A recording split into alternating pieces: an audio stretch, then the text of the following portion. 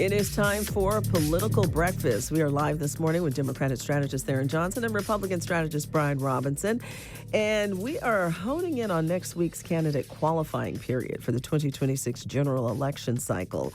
The period runs from next Monday to Friday. Candidates have until then to officially qualify for major state races like for governor, lieutenant governor, secretary of state, and attorney general. All state senators, state representatives, and U.S. representatives are up for re-election.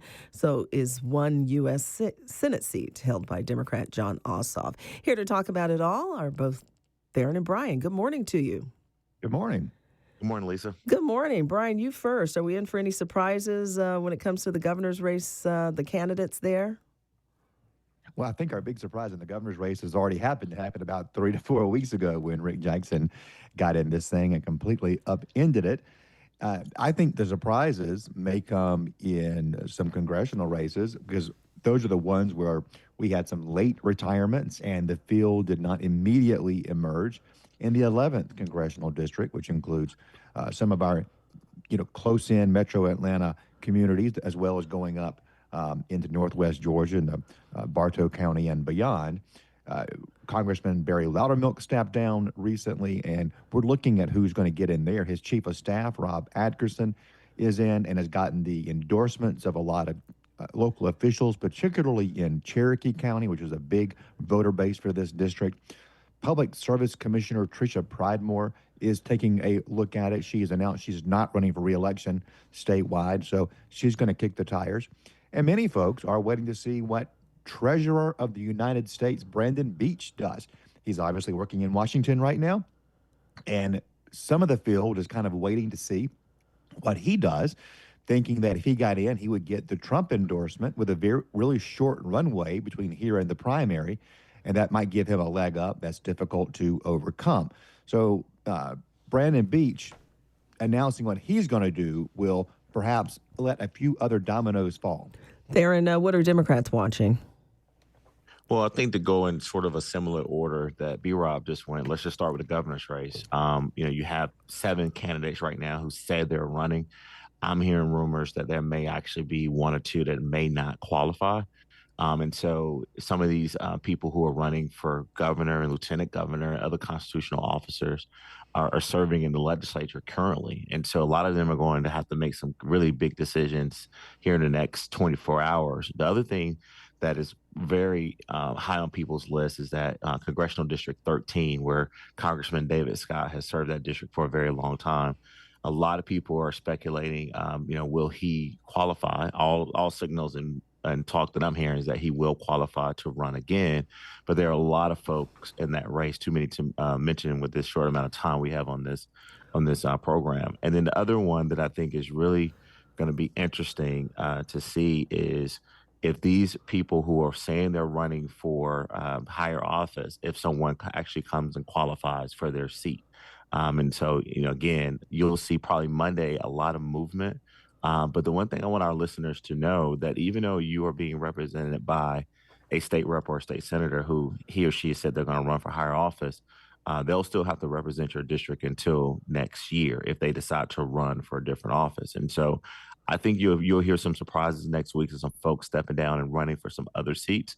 But ultimately, it's going to be a lot of movement on the Capitol side. Another district is District 5. A few folks have said they're going to run against Congresswoman Nikema Williams. Some of them have said they're looking at it, but to actually go down and pay that money and write that big check and qualify is going to be one to watch. Yeah, one re-election campaign we haven't talked about in a minute is Jon Ossoff's campaign, and he says that his campaign has raised about $12 million from July to September. 2 Georgia Republicans seeking to unseat him say they've raised about $2 million. Brian, can you give us some more insight on that raise? Because, again, we haven't talked about it in a while, and why haven't we? It really did get to be a bit of a snooze, right? There was a lot of sniping on the Republican side late last summer into the early fall, particularly with Congressman Mike Collins taking shots at Derek Dooley, Governor Kemp's preferred candidate. What we've begun to see there is Mike Collins continuing to slowly go up in the polls, but as you mentioned, Lisa, very under the radar right now. Collins got to speak at the rally last week with Trump. That was certainly an indicator of things to come. We can assume. So I'm thinking Trump is going to endorse Mike Collins in the coming weeks, and that will probably give him a little bit more of a boost going into this primary. We're beginning to see Derek Dooley's fundraising on the airwaves. He's got some commercials up, still introducing himself to the average Georgian beyond just the insiders who follow this stuff day to day. But right now, Mike Collins is in the pole position. And as far as the money, yeah, Ossoff has a massive advantage. Republicans have a lot of catching up to do after this primary is over. And if they have to go to a runoff, they're going to burn even more cash that's going to go toward attacking Republicans rather than attacking the record of Jon Ossoff. Yeah, Tharon, I was going to ask, not talking about Ossoff, does that mean he's in a good spot? I spoke with the senator about a week and a half ago. He feels very emboldened, Lisa. He feels very confident that he is going to be the only person that qualifies for his seat. He's earned it. He's raised the money. But also one of the things that he's thinking about, and he did not tell me this, I don't want to say this on the air that he said this to me, but I got to think and believe that he's thinking about the rest of the Democratic ticket. I believe that Charlie Bailey and others over the Democratic Party of Georgia have been working very hard to try to make sure that every single constitutional seat in the state of Georgia, every congressional seat has a competitor.